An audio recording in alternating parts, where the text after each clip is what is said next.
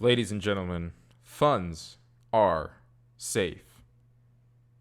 BNB, Binance Coin, one of the top performers of this year, one of the top performers of last year. We're going to do a video review on Binance Coin.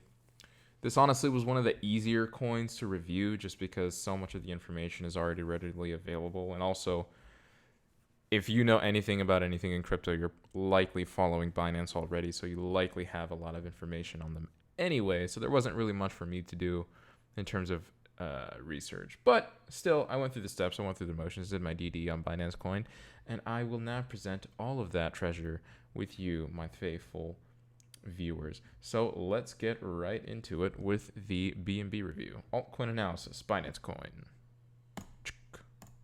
All right, so history of BNB. We're going to go quickly over this. So CZ Changpeng Zhao, he worked on blockchain.info, which I didn't know about this until I looked it up later, blockchain.info. But I did know that he worked on OKCoin. This was back during the OK Casino days. OKCoin was a lot more relevant back then. Still quite relevant now, more relevant than people perhaps should give it credit for. But CZ was a large part of why OKCoin did as well as it did back in the days. And so it's definitely one of the more interesting, and I would say probably OKCoin was more influential back in the days, but it certainly adds rather than deducts from CZ's resume. So CTO of OKCoin. They had a successful ICO in July of 2017, and this was one of those ICOs where they closed out relatively quickly, even though at the time, Binance was not looked at as one of these things that was going to do extremely well. We just knew, hey, here's another exchange. There were several exchange ICOs going on at the time back then, but Binance certainly was one of the more special ones, even when I did my DD on it back then. Unfortunately, I did miss out on this ICO. I did my due diligence on it, but I didn't invest, even though I had thought it was a good investment. I never did, so unfortunate for me in that case, because BNB ended up being quite good. So they grew from a small exchange to market leader in the first year of operations. This was during a time when there was KuCoin, there was BNB, there was Bittrex, and there was, what was the last one? There was Poloniex. And so it was a little bit of a tug of war between all four of these exchanges. And the one that ended up winning, the one that ended up coming out on top was in fact BNB. It was Binance. It was the Binance exchange, particularly due to their level of execution, their speed of execution, the way that they managed listing altcoins, the way that they managed giving out fees and things like that. There was an interesting Twitter post recently that compared fees across all of the exchanges, and Binance with their BNB tick turned on, where you use BNB for fees, actually had the lowest fees out of all of the exchanges compared. So that's definitely one of the great things about Binance. And it just shows that's one little microcosm of what Binance seeks to do. And they seek to be the best at everything. They seek to be the lowest fees, the highest leverage, or the highest liquidity, rather. All these different things. They like to succeed in all aspects. So they grew to be a top exchange in the first year. They moved to Malta after they got banned from China. So they were banned from China. They didn't like them for whatever reason, which I think was a silly move in general. So China likes to control and regulate. It doesn't really make too much sense to me why they would ban Binance, but Binance took the decision, and they said, okay, well, we're just going to go to Malta, and we're going to do our operations there. So they did do exactly that. So, hold on here. I have some notifications I got to turn off. There we go. So they moved to Malta, and then they set up base over there, and it's been pretty much smooth sailing ever since. And just a few other things, they innovated the concept of IEOs, they innovated Launchpad, and they innovated a hell of a lot more. I think one of the innovations that no other coin or exchange has really taken is, again, back to the fee structure, where you can pay for fees normally, but you can cut them down by a heavy amount by using BNB instead, which is great. So everyone can usually just tick that on and turn it on, but it uses BNB, and it's one thing that I notice other exchanges just simply don't copy, and I don't know why they don't, because they definitely should. It would be good for them. So here's a price chart of BNB. Not nearly as tragic as most of the other altcoins, just because we ended up having a massive run up in 2018 and 2019, which was quite unexpected for Binance Coin, especially in 2019 after the insane run it had last year. So for the past 2 years, it's been an absolute tear. And recently, so it went to highs near $40, which is crazy when you think about the ICO price. The ICO price was something like 10 cents a token. So 10 cents to $40 a token, you'd be a pretty happy investor. But they've had, obviously, what goes up must come down. And so they've had a little bit of a dip. Again, orange line is the Bitcoin pair, green line is USD. But yeah, they've been doing pretty damn poorly ever since. I mean, if you bought this thing at $40, you're now trading at around 20 or even 15 roundabout. So you're pretty damn scared if you haven't sold yet, or you're about ready to puke here, because that is a pretty heavy loss to be taking. But yeah, this is the current price chart. I don't really have any kind of TA on this. Personally, I always look at these kind of things on a more fundamental level. And so when if prices were at $40, you have to think, was it really meriting $40? And if it was, then when it gets low like this, then it becomes super, super attractive for you as a buyer. But this is definitely something that is worth looking at. It's kind of sitting there around those previous all-time highs back in 2017 or 2018 rather. So it's definitely interesting to see if that is something that will hold or if it's just going to keep dumping. So far, it's looking to me like it's going to keep dumping, but time will tell. So features of Binance Coin. So I have a little bit of the text blocked off here by my camera, but I'm sure you guys can see it says services and products. So a few of the features here: Binance buys and burns tokens commensurate to their profits every quarter. So when we talk about Binance Coin, we obviously need to talk about Binance itself because the two are so interrelated. And this is obviously not an accident. So Binance buys and burns their tokens, which is great. So the more liquidity they get, the more volume they get, the more they buy their tokens, the more they burn, the better it is for the holders who hold the rest of the tokens. Binance Coin is usable to lower fees on Binance Exchange, as I've mentioned before, which is one of the innovations that no one else really ever copied. The BNB token grants access to Launchpad projects and IEOs, which were particularly large and particularly big this year. And so initially the Launchpad projects were just Launchpad projects and they had nothing to do with BNB. But Binance decided to tie it into how much BNB you were holding, and they did lottery systems and all this and that. But there is basically another way for people to get a hold of these Binance tokens and add another level of demand. And so much like when Ethereum was having its massive run up because of ICOs, because of all the IEOs taking place on Binance and Launchpad projects, there was a massive amount of appreciation on the Binance Coin tokens because of people buying the tokens. So that was great. And that remains one of the features.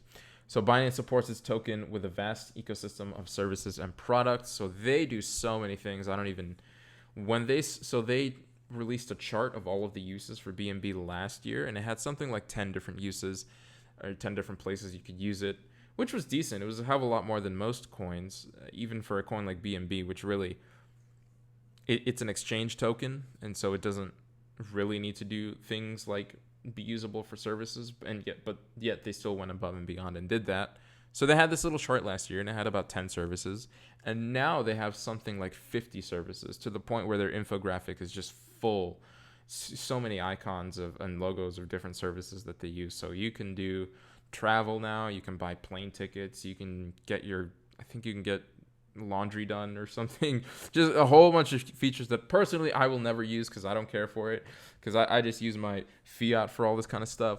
But it's really cool if there's actually people who use this stuff. I would be curious to see if there's actually people who use BNB for these services. I don't know what the numbers are on that. I'd be very curious to know how many people actually use let's call them the auxiliary Binance features.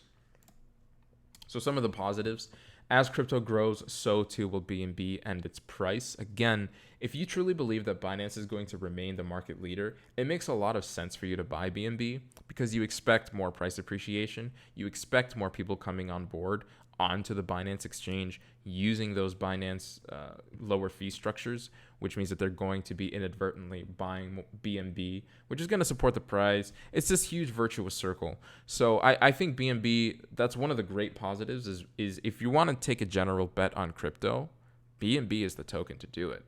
There's a few other ones like Ethereum, But BNB, from a pure exchange perspective, it's a great exchange play because you get access to those profits through their burning feature. And it's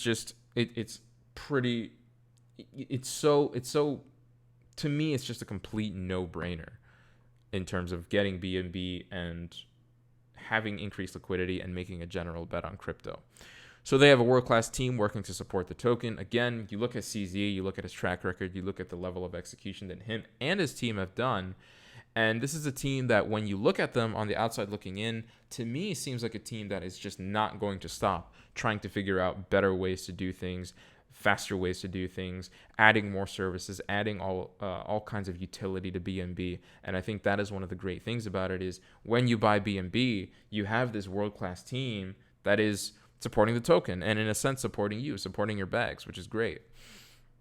So the deflationary nature leads to increased demand with reduced supply. So I mentioned this a little bit before, but all of the Binance profits, when they do quarterly burns, that is going to reduce the supply further and further over time, making your BNB that much rarer, meaning there's less people to be on the sell side selling those BNB tokens. So super valuable there. And lots of demand due to popular IEOs. So the way that I see this playing out in the future is that IEOs are going to come out here and there, and maybe there's going to be an IEO once a month, let's say. But there's eventually, out of those once a month IEOs, maybe in a year, there's going to be 2 or 3 IEOs that are just going to be some of the best projects that we've seen in the space, some really top tier stuff, super hypeable, very marketable, have world-class teams. These are the projects that I foresee 2 or 3 times a year is just going to pump the BNB price like crazy, because people are going to want to get in on these projects. And the only way that they're going to get in, as we know now, is by getting as much BNB as possible and hoping that they get into those lotteries. So I think there's going to be a hell of a lot of demand due to that. So if you buy now, if you buy when price is depressed, in my opinion, now is a great time to start averaging in. You buy when prices are depressed, when people aren't using BNB for these things. Then you wait for when people are using these things, when people are buying BNB to get on a popular launchpad project. Then you inadvertently will be able to benefit and get that price appreciation on your tokens. So that is one of the great positives, and it's really one of the hidden positives that I don't think many people notice when they look at BNB. Now we'll talk about the negatives. So it is a large market cap, so it's not likely to make too many gains in terms of its rank. Right now, I think it's rank 8 on CMC. So really, if you're looking for BNB as a huge multiplier play, you're probably not going to make too much on a relative sense, but you likely will make a lot in an objective sense. So let's say crypto goes up 10x in terms of market cap. I could see Binance going maybe 10 to 15x. So you're making some kind of alpha there. I think BNB and Binance will perform better than the market overall, but it's not going to perform that much better. I think that period has already happened if we're looking at the past 2 years of price performance. So it's already had this meteoric rise. So we eventually will hit a point where you're rank 8, maybe you can get to rank 5 or something, maybe rank 3, sure, but it's going to be low. It's going to be diminishing returns at that point. So there's some regulatory concerns around it, and these concerns have a lot more to do with the US and how the US is going to be treating Binance. But I personally, even though I put this in the negatives, I think it's something that's less of an issue now with Binance US rolled out. So, but it still is absolutely worth mentioning. If SEC or whoever wants to come after crypto, Binance is persona non grata. It's enemy number 1. It's the first target that you want to hit because it's the biggest. It makes a statement. It does all these things. So Binance really carries a lot of the risk of crypto in general with it. So another negative, hacks could always happen, reducing investor confidence. There was that recent hack, I think it was 34 million USD in Bitcoin that was lost. And CZ basically, he went and did all of this damage control, and it worked, but at the same time, the price did tank momentarily there for Binance Coin. So it's something that's worth considering. Nothing is 100% secure ever. Anything can be hacked, and anyone.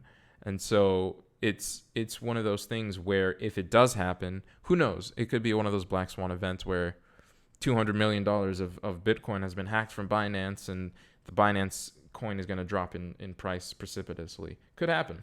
Has happened before on other exchanges. We even see in Binance this happen on a smaller scale. And the last negative, it's very centralized in supply, which is a negative and a positive. Generally, so I've mentioned this a few times, if you have a very centralized supply, it means that it's easy to pump because one or two people or one or two entities who own most of it can pump it. So we don't know who owns it, but probably Binance, CZ, all these guys. But the centralized supply means that pumps are almost assured, but it also means that if you care about decentralization, this is one of those things where if you really truly want a decentralized coin, it's definitely a negative, as well as the fact that because there's individuals who have a lot of the coins because they're very centralized, it also means that they have the ability to dump on the market at any point with massive amounts of BNB. So it's completely up to their idiosyncrasies, and it's less up to you making a good investment. So we'll go back all the way here, going back to the basics, the fundamentals. The verdict for Binance is absolutely a buy. I think Binance is great. I think, again, I mentioned this before, BNB is a general bet on crypto. There's not many of them like that. BNB definitely is an exchange token. It gives you access to the leading altcoin exchange, and I don't see that changing. Higher liquidity means more customers on Binance.com, which means more people using BNB to lower fees. And I think this can't be understated. As more people use Binance and BNB to lower fees, the more people are going to pump the coin. And then you also have to consider all of the people who are going to be onboarded who are just going to buy BNB to hold for all of the reasons stated before. So keep that in mind. New services and products that use BNB open up all the time. So as I mentioned before, they initially had a very small infographic with maybe 10 services. Now they have over 50 services doing all these different things. They're usable for IEOs, usable for different kind of services, different utility. It's great. And then the final plus point here is that there's a loss of holding incentive. So it kind of encompasses everything else that I've mentioned previously. There's a lot of reasons to hold BNB, and there's not many reasons to sell. The only reason you would ever really sell is maybe prices get a little bit too high, or you're trying to take profit, or these things. There's never really a point where you just want to sell this thing, because if it's an exchange, then you can hold it well into the future and expect higher and higher prices. So that's really what people mean by blue chip. And to me, Binance really is one of those blue chip coins. And so for me, it's definitely a buy. I don't really know about position sizing for this thing. It's definitely difficult because of the huge run-up that they've had already.